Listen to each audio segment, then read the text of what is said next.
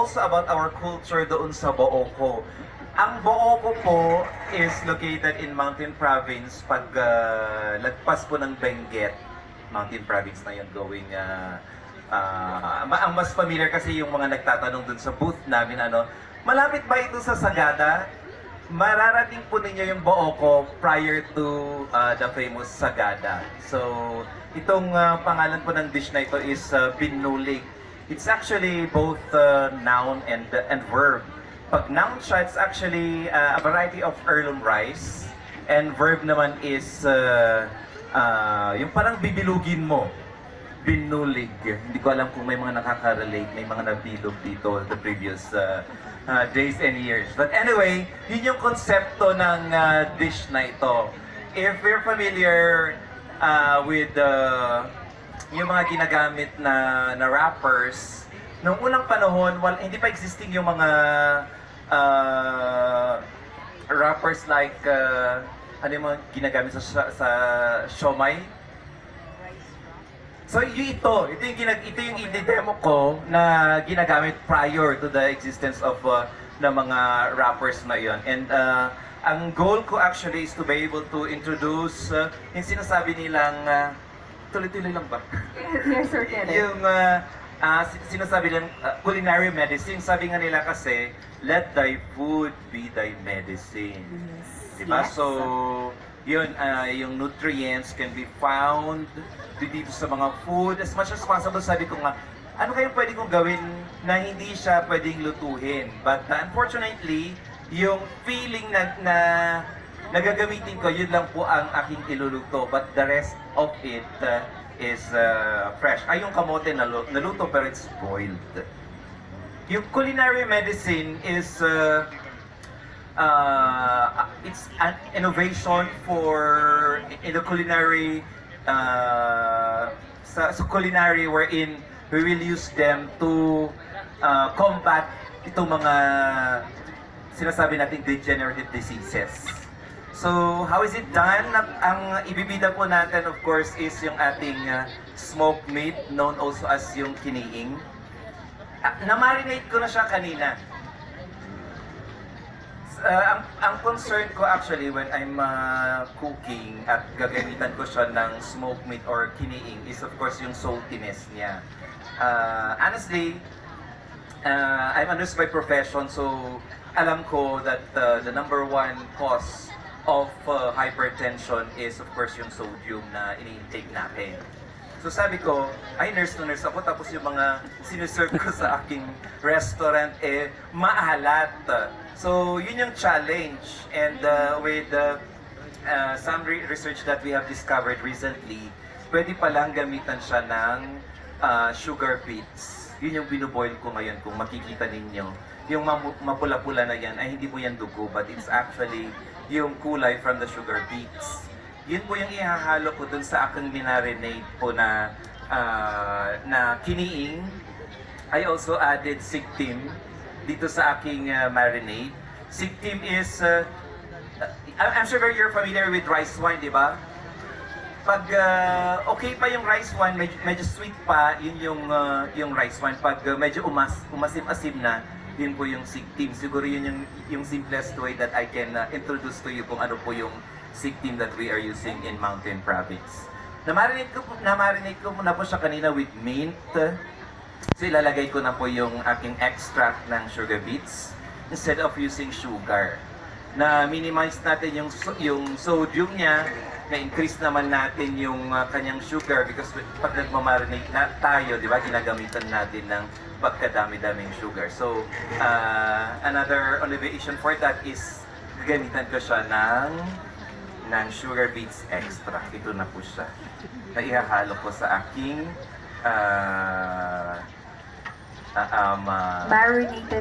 marinated Kiniing with sigtim. Oo, nawawala na ako. Buti na nag-rescue si Mami. Say that in that na siya.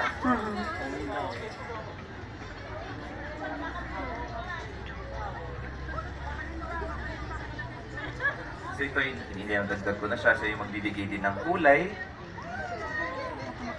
So ang pagluluto, sabi nga nila, is also an art. So dapat maglagay din tayo ng kulay. Pero to a certain extent na hindi naman nakakadiri yung itsura. So we'll try to balance it later.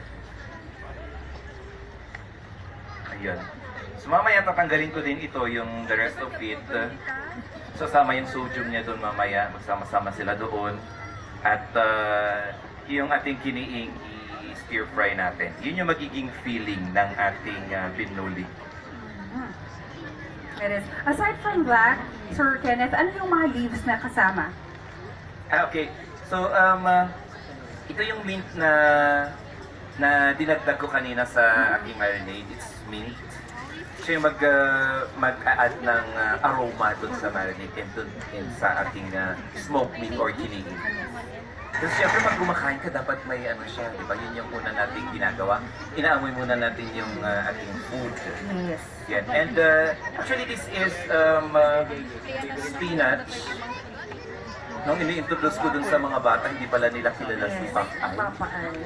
Iba na na yung generation nila, Sir Popeye, Kenneth. tapos nakaano lang sila. Sino yun? Oo, adventure time na daw kasi sila ngayon, Sir. It's a very nutritious, it's vegetable.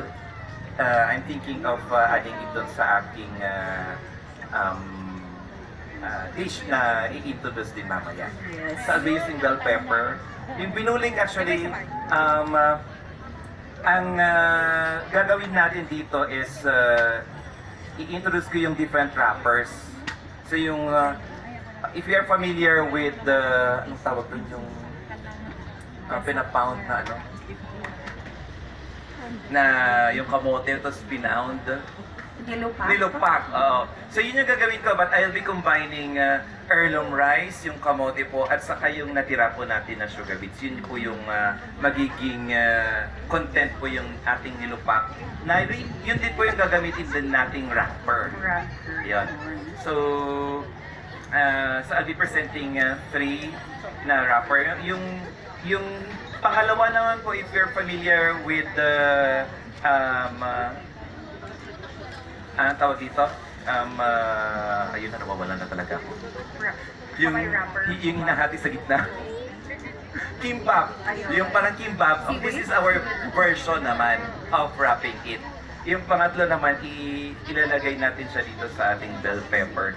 Tapos ipabake mamaya ni Charlotte. Tapos titikman natin. Lalagyan ko din siya ng parmesan. Bakit ganun yung idea? Because I want to show that sa culinary din kasi, nag-evolve din ang pagkain. Yes. Nag-change din yung panlasa ng tao. We are being influenced by Western food and other Asian neighbors natin. So, pwede din naman natin gawin yun. But paano kaya natin gagawin yun na hindi rin makakalimutan yung ating kultura at saka yung ating heritage and of course yung ating identity bilang mga of course matatapang, masisigla, magaganda at mga gwapong. Yan po yung ating gagawin. Yes, and Sir Kenneth, is this the same inspiration when you had the Cook Fest po ba? Kasi you also joined our Cook Fest and I think it's very similar po dun sa final dish na ginawa nyo. Ako yung una po, yun po yung yun yung una. Actually, when we started up the competition, yun po talaga yung kumbaga gusto kong ipakita kung paano kayo gagamitin lahat ng ingredients na yun to come up with a dish. So it's actually, accidentally lang siya na-discover. So sabi ko nung ginagawa ko, pwede pala ito. Yan. So, yun din naman yung yung kaya sabi ko kahapon, ganun din yung ating mga parents. It shows resilience on how they came up with the different dish. Accidentally din nilang na-discover Yes, di ba? oo. Meron tayong kamote, meron tayong rice, ito lang ang meron. So, ang ginawa nila is binulog-bilog nila. So, yun doon na-discover yung ating binuli. Pinuli. So, I will just try to put some twist sa ating mga Yes. binuli. Oo nga. And mas flavorful kasi may kulay siya na because of the beet. So, the whole process and the cooking period, kasi i-oven siya, i-bake ba siya, Sir Kenneth? Pero yung feeling niya is, dito sa pangatlo, i-oven siya ng 15 to 20 minutes. I think pwede So siya. roasted pa rin siya, but it's still healthy. Mamimigli pa rin na. Babalutin ko siya ng foil mamaya. Oh, sige. So, let's proceed for the wrapping na, Sir Kenneth, for this. Oo. Yan. So, what Charlotte will be doing is gagawin niya yung ating nilupak while I'll be preparing yung ating kiniing.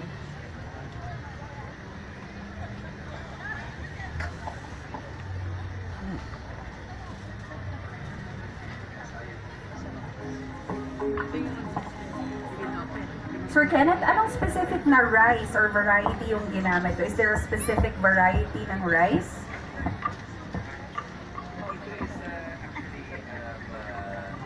Red rice. Red rice. Pero hindi pa alam. Grabe. Any red rice ba? Yung heirloom rice na sa may numero kasi siya.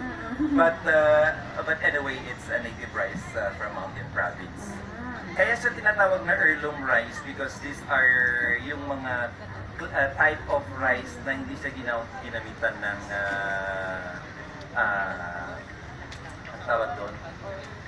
Hindi siya minodify genetically. So, kung ano yung rice actually nung 100 years ago, it's the same rice na that are being harvested. Okay. Kaya siya heirloom. Yes. So that makes it really a local dish. Yes.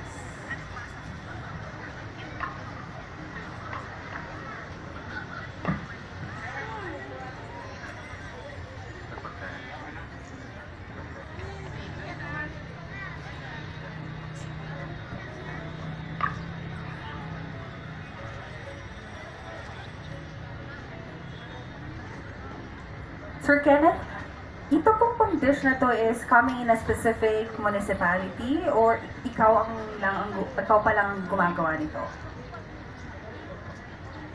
Yung binulig actually, I was trying to I did some research if it's from Bontoc or from Baoco.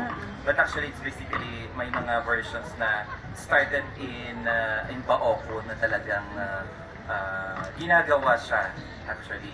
So the past days, I tried to do some research kung may talagang dish sa YouTube. Wala akong mahanap unless may mga hindi lang ako pa. But as to the narrative nung dish na binulig, yung basically way of maximizing yung mga existing food is binulig lang talaga.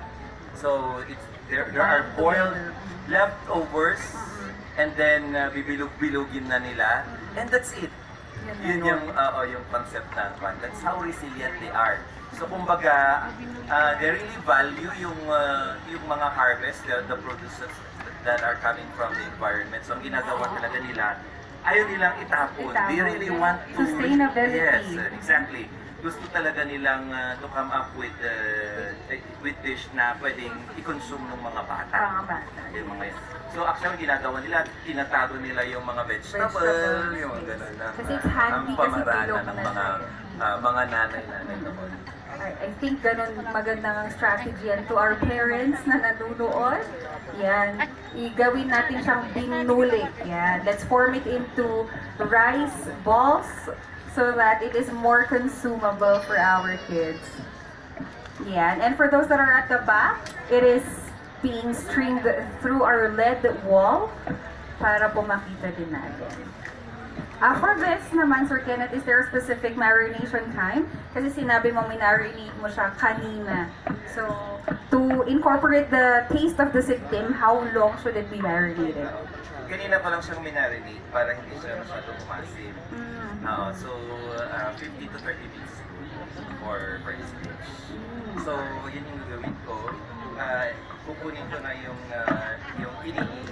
Lalagay ko din siya sa leftover na sugar beet extract. Doon ko na siya iluluto. Doon na. Prepare siya as filling ng ating binulo. How did you come up of siktim, Sir Kenneth, to be its component as a marinade? I think, di ba parang marami naman ibang ingredients, but why come on with siktim? Yung siktim kasi it's basically wine pa rin siya. It's just it's stronger and it has proper have in the marinade. That sounds interesting. It's traditional, it's ours. Actually, yung staff ko yung gumawa nito. So sabi ko sa kanya, magbalik na turuan mo ako at nakakahiya na ginagamit ko siya na hindi ako gumawa. Or hindi So natin even alam. the yeast, oo, kami minsan galing din sa kanila yung yeast. But it's still, I'm very proud to say that it's from our place in Bacoor. Pero ngayon, Sir Kenneth, walang available na SIG team sa booth or meron? But in our booth, we're maximizing our kinaing as a substitute for